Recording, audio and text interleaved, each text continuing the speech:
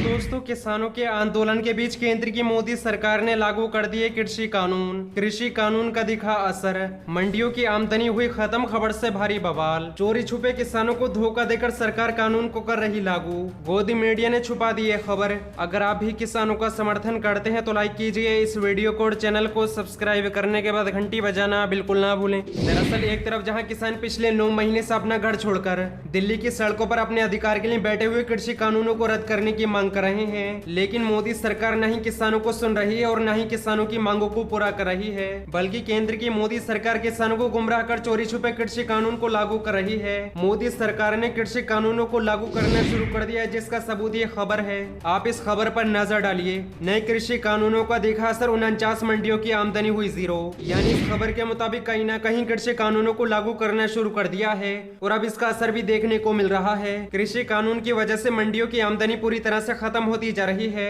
और आपने इस खबर में देखा 49 मंडियों की आमदनी पूरी तरह से खत्म हो चुकी है। यानी कि किसानों को धोखा देकर मोदी सरकार ने काले कानूनों को देश में लागू कर दिया है। इसी वजह से किसानों की मंडियां बर्बाद हो रही हैं। किसानों के मुताबिक किसानों को बर्बाद करने के लिए कानून लाए गए हैं ताकि मंडियों को खत्म किया जा सके और अब कृषि कानून का असर भी देखने को मिल रहा है। ये खबर किसान IT सेल ने जारी की है। तो दोस्तों, आप देख सकते हैं जो भारतीय जनता पार्टी सरकार बनने से पहले किसानों के समर्थन में आवाज उठाया करती थी, वही भारतीय जनता पार्टी सरकार किसानों को बर्बाद करने के लिए कानून ला रही है। इसके अलावा भारतीय जनता पार्टी के विधायक और नेता मुसलमानों के खिलाफ जहर उगल रहे हैं। ये वीडियो आपके सामने है, जहां बीजेपी विधायक पुलिस को नसीहत दे रहे हैं कि केवल मुसलमानों पर कार्रवाई होनी चाहिए, हिंदू पर कार्रवाई नहीं होनी चाहिए।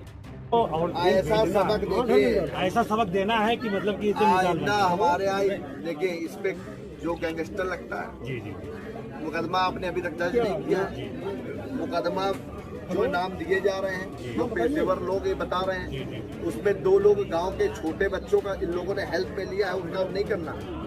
तो पासवान बिरादरी का एक लड़का है और एक पासवान का, एक लोहार का, मतलब उनका नाम नहीं देना। मैं पहले बता दे रहा हूँ आपको, नहीं तो जनता कभी मदद नहीं करेगी आपको, ठीक है ना। वो जो 3 मुस्लिम लड़के हैं, 4 इनकी हर दशा को प्राप्त। तो दोस्तों, आपने वीडियो में देखा बीजेपी के विधायक कह रहे हैं, पुलिस को आदेश दे रहे हैं कि केवल मुसलमानों पर कार्रवाई होनी चाहिए। भाजपा विधायक का यह बयान साबित करता है कि देश में किस तरह नफरत बढ़ती जा रही है। बढ़ती है अगली खबर की तरफ। ओवैसी को चजान क्यों बोला? किसान नेता राकेश टिकैत का जवाब, सूबे के मुखिया बजान कह सकते हैं तो हम क्यों नहीं। दरअसल किसान आंदोलन को लगातार धार देने का काम करने वाले किसान नेता राकेश टिकैत शनिवार को शाहजहांपुर पहुंचे। वहां पर उन्होंने फिर केंद्र की नरेंद्र मोदी सरकार पर निशाना साधा और सभी से भारत बंद को सफल बनाने की अपील की। उन्होंने जोर देकर कहा कि वे सरकार संग बातचीत करने को तैयार हैं। दरअसल यूपी के शाहजहांपुर में किसान यूनियन के राष्ट्रीय प्रवक्ता राकेश टिकैत बंडा कस्बे के नानकपुरी गुरुद्वारा में बाबा सुखदेव सिंह की बरसी में शामिल हुए। उन्होंने कहा कि 27 सितंबर को भारत बंद रहेगा। उन्होंने लोगों से अपील की है कि वे किसानों के समर्थन में भारत बंद को सफल बनाने में मदद करें। इस दौरान उन्होंने ये भी कहा कि भारत सरकार से बातचीत के लिए सभी दरवाजे खुले हुए हैं, लेकिन सरकार की मंशा ठीक नहीं है। उन्होंने कहा कि सरकार MSP लागू करने के लिए तैयार क्यों नहीं है, मंडियों को बेचा जा रहा है। असदुद्दीन ओवैसी को चचाजान कहने के सवाल पर उन्होंने कहा कि इस तरह की अमर्यादित भाषा का इस्तेमाल करना बीजेपी नहीं सिखाया है।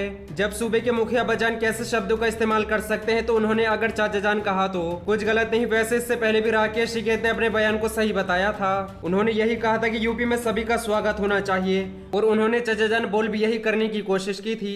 आपकी जानकारी के लिए बता दें कि यूपी चुनाव में अब्बाजान चाचाजान वाला विवाद CM योगी के एक बयान से शुरू हुआ था। दरअसल एक रैली को संबोधित करते हुए उत्तर प्रदेश के मुख्यमंत्री योगी आदित्यनाथ ने सपा प्रमुख पर निशाना साधते हुए कहा कि पहले अब्बाजान कहने वाले राशन हड़प जाते थे, गरीबों तक कुछ नहीं पहुंचता था। उनके इस बयान के बाद किसान नेता राकेश टिकैत ने ओवैसी को चाचाजान बता दिया था। बढ़ती है अगली खबर की तरफ। कोरोना टीकाकरण के रिकॉर्ड को लेकर राहुल गांधी ने मोदी सरकार पर कसा तंज, कहा इवेंट खत्म। दरअसल कांग्रेस के पूर्व अध्यक्ष राहुल गांधी ने प्रधानमंत्री नरेंद्र मोदी के जन्मदिन पर कोरोना रोधी टीकों की 2.5 करोड़ से अधिक खुराक दिए जाने और अन्य दिनों में ये संख्या अपेक्षाकृत कम रहने का हवाला देते हुए रविवार को सरकार पर कटाक्ष किया और कहा कि इवेंट खत्म हो चुका है। उन्होंने पिछले 10 दिनों के दौरान कोविड पर टीकाकरण की उपलब्ध संख्या से जुड़े ग्राफिक ट्विटर पर साझा करते हुए, जिसमें दर्शाया गया है कि 17 सितंबर को रिकॉर्ड संख्या में टीकों की खुराक दी गई, लेकिन अन्य दिनों में यह आंकड़ा अपेक्षाकृत बहुत कम रहा। कांग्रेस नेता राहुल गांधी ने अपने ट्वीट में लिखा कि इवेंट खत्म #वैक्सीनेशन। कांग्रेस नेता राहुल गांधी ने मोदी सरकार पर कटाक्ष करते हुए कहा कि इवेंट खत्म हो चुका है। उल्लेखनीय है कि प्रधानमंत्री नरेंद्र मोदी के जन्मदिन पर देश में लोगों को टीके की 2.5 करोड़ से अधिक खुराक दी गई थी।